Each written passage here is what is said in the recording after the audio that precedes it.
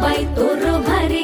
दिसते भारी गणपतीची स्वारी अन आला धादिस मामाच्या घरी मालवण चिपळूण सावंतवाडी माझ्या कोकण गावांचो दिमाग भारी